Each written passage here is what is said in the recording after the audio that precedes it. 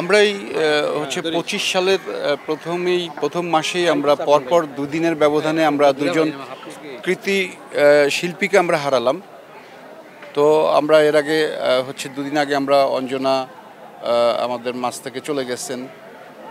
আর হচ্ছে যে আজকে প্রবীরদার আমরা জানাজা পড়লাম। প্রবীরদার বিষয়ে যদি কিছু বলতে হয় যে ওনার মতো গুণী শিল্পী আসলে আমি আর দেখিনি, আমি আর পাইনি। কারণ হচ্ছে যে প্রবীরদা যদি কারোর সাথে কথা বলতেন, পাশের মানুষ তার মুখ নাড়াচাড়া দেখে বুঝতে পারতেন যে কথা বলছে, তা না হলে বোঝা যেত না। উনি এত আস্তে কথা বলতেন এবং এত ভদ্র এবং এত ওয়েল বিহেভ, তার ব্যবহার এত ভালো ছিল।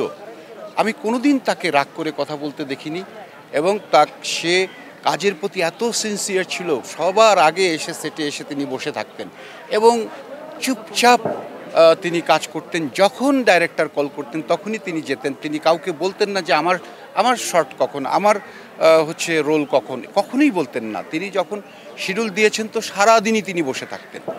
সো এরকম একজন গুণী শিল্পী, এরকম একজন ভালো শক্তিমান অভিনেতা, যিনি হচ্ছেন যে আমাদের এই বাংলার রঙিন নবাব সিরাজউদ্দৌলা, তিনি তার অনেক ভালো ভালো তার কর্ম রেখে গেছেন, তার অনেক বিখ্যাত চলচ্চিত্র তিনি রেখে গেছেন। এই চলচ্চিত্রের মাঝে তিনি বেঁচে থাকবেন।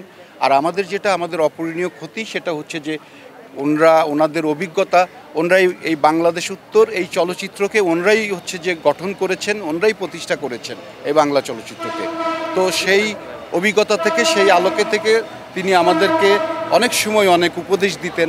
আমরাও অনেক সময় অনেক কিছুই তার কাছ থেকে জানতাম এবং তার কাছে জেনে আমরা সেইভাবে কাজ করতাম। তো আজকে সেটা আর পাবো না। তো যাই হোক, আমি সর্বোপরি তার হচ্ছে আত্মার মাগফিরাত কামনা করি, তিনি যেন উপরে ভালো থাকেন।